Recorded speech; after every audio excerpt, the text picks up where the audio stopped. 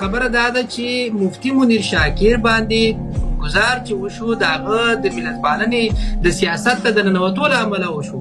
مفتي منیر شاکر نور ځکه د زغم وړ نه و چې مفتي منیر شاکر د منظور پښتون سره څنګ کې ودرېده او د پښتنو په لویه قامي جرګه کې خبره وکړه، ورته ویلې چې د پښتنو وروستی غږ د پښتنو د قبر وروستی تیږه او که ته پښتنو د لاسه ورکړې پښتانه ملت مړ کېږي، پښتانه باید تا وساتي او ستا په خبره باندې عمل وکړي. مفتي منیر شاکر دغه خبرې وواژه.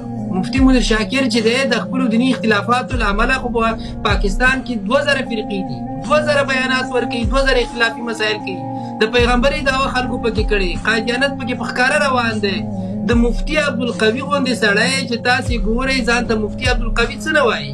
مفتي عبدالقوي د زمانې د ټولو نه بدنامو فاحشو سره په تلویزیون ښکاره کېږي، دیني روایت ورته ورکوي او د تلویزیون په مخ باندې ورته وایي چې په اسلام کې وډکا حلاله ده او تاسې څښلی شئ.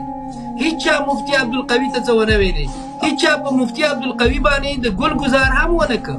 مفتي عبدالقوي ته هیچا دا خبره ونه کړه چې د دیني مسند د ذاته مفتي وایي او د پیغمبر د نامه د وارث د نامه نه استفاده کوي، د دیني عالم د نامه نه استفاده کوي او د شریعت خلاف غږیږي او غلط بیانات ورکوي، بنا ستا ژوند باید لنډ سي. هغه ته خو هېڅوک ځکه څه نه وایي چې هغه پنجابی دی.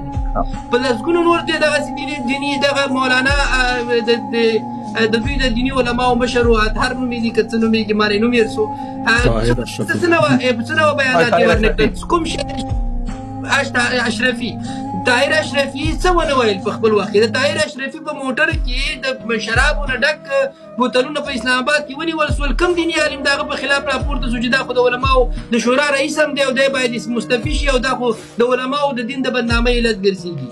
وجه دا وه چې هغه پنجابیان ول.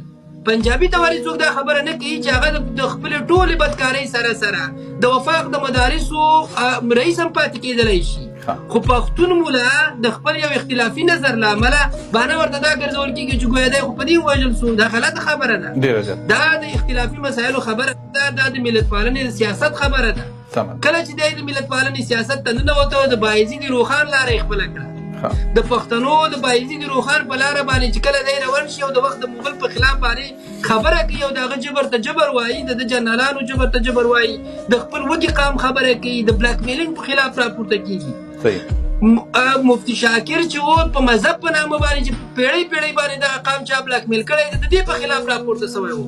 دی دغه ملایانو په خلاف راپورته سوی و چې ورته ویلې چې ما دې په غوږ کې اذان کړی او زه دې جنازې ته ولاړ یم، بنا ټول عمر باید زما مریی شي. دی له خلکو خلاف و چې تا زما په غوږ کې اذان وکړو نو څه کوې د غلامۍ او بل دام ته مې نه باسې. ته زما د جنازې په ډار باندې چې ما دومره ډارې راولې مې د ځان بنده مې ګرځوې. دی دغه ملایانو خلاف و.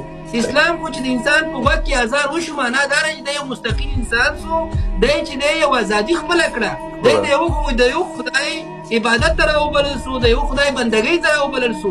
دی خو چې ستا په غوږ کې اذان وکړي بیا ټول عمر درته وایي ما ستا په غوږ کې اذان کړی، بنا تراس اوس ما بنده شه، خپل منابع دې زما دپاره وکاروه، د خپلو اولادونو ډوډۍ دې لا ځان ته یې راکړه او زما خبره کوه، د خپل مملکت د ښېرازۍ د سیاست او د قام د سیارۍ خبره مه کوه. مفتي منیر شاکر د اذان په نامه د دغه نه بلاک میلینګ خلاف سړی و. ویل به یې چې ملایان دي دغه بلاک میلینګ د دې قام نور پرېږدي او د دغه په خلاف باندې چې کله د خبره کوله د قام د روښانتیا خبره یې کوله، د ملي سیاست خبره یې کوله، دی نور د زغم وړ نه و او د وخت حاکم چې دی تاسو ډېر واضح دی، پاکستان دی، آیسای ده، کور کمانډر دی، هلته لسګونو نور ایجنسیانې دي، دغه یې دی په اسانۍ سره وکولی شو ځکه دی حاکم دی، د منځه یې ویوړ.